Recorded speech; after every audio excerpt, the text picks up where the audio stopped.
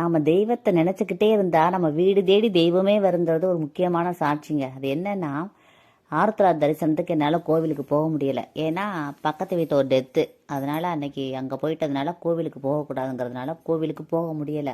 இருந்தாலும் மனசுக்குள்ள ஒரு சங்கடமா இருந்துச்சு எனக்கு.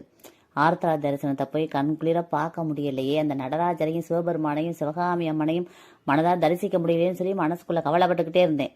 இன்னைக்கு என்னன்னா, காலையில் எங்கள் வீட்டு பக்கத்தில் உள்ள ஃப்ரெண்டு எனக்கு கொண்டு வந்து உத்தரகோசமங்கை போயிட்டு வந்தேன், இந்தாங்க சந்தனம், அந்த உத்தரகோசமங்கை நடராஜ பெருமானுடைய சந்தனம் இருந்தாங்கன்னு கொண்டு வந்து கொடுத்துட்டு போனாங்க. எனக்கு அவ்வளவு சந்தோஷமா இருந்துச்சு.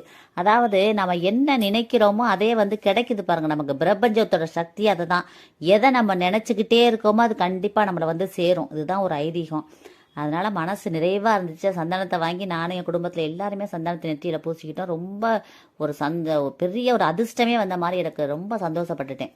அதனால எப்பொழுதுமே நல்லதையே நினைப்போம். நாம நமக்கு நல்லதே நடக்கும். நல்லதையே நம்ம சிந்தனை செஞ்சுக்கிட்டே இருப்போம். அந்த சிந்தனைகள்லாம் செயல்பாடாகி நல்ல வெற்றி நமக்கு கிடைக்கும். இந்த பதிவை எல்லாருக்கும் ஷேர் பண்ணுங்க, கமெண்ட் பண்ணுங்க. எல்லாருமே நல்லா இருக்கணும் ஃப்ரெண்ட்ஸ். Thank you friends. வாழ்க வளமுடன். தேங்க்யூ.